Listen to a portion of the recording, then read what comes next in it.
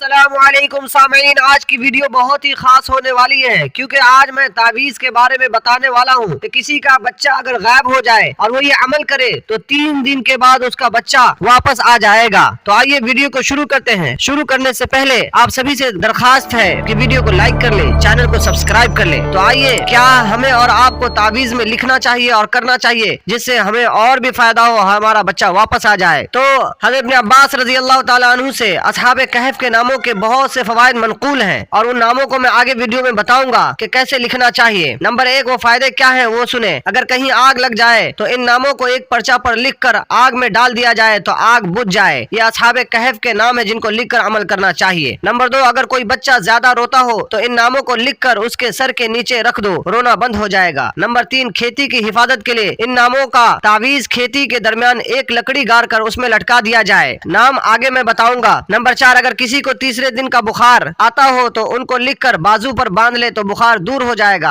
Number 5, अगर किसी हाकिम के पास मुकदमा वगैरह के सिलसिले में जाना हो तो इन नामों का तावीज दाहिनी रान में बांध कर जाए तो इंशाअल्लाह हाकिम का दिल नरम हो जाएगा। नंबर 6, अगर औरत के बच्चा पैदा होने में परेशानी हो रही हो तो इन नामों को लिखकर बाएं रान में बांध देने से बच्चा बआसानी पैदा हो जाएगा। नंबर 7, माल व सवारी की हिफाजत के लिए। नंबर 8, दरियाई सफर में डूबने से बचने के लिए। नंबर 9, दुश्मन से महफूज रहने के लिए इन नामों को अपने पास रखना मुफीद है। नंबर 10, अगर किसी का लड़का भाग गया हो तो इन नामों को लिखकर धागे में बांधकर दरख्त पर लटका दिया जाए तो इंशाअल्लाह लड़का तीसरे ही दिन वापस आ जाएगा। तो अब सुनिए उन नामों को जिनसे ये सारे अमाल किए जा सकते हैं, हमको ये फायदे हासिल होंगे। तो वो असहाबे कहफ के नाम है और नामों की लिस्ट ये है। नंबर 1, यमलीखा। नंबर 2, मिक्सल मीना। नंबर 3, मरतूलस। नंबर 4, सबयूनुस। नंबर 5, दरदूनस। नंबर 6, कफा शैतूस। नंबर 7, मंतनवासीस। ये नाम है। अगर इन नामों को लिखकर हम जो मैंने शुरू में वीडियो में बताया अगर किया जाए तो ये सारे फवायद हासिल होते हैं।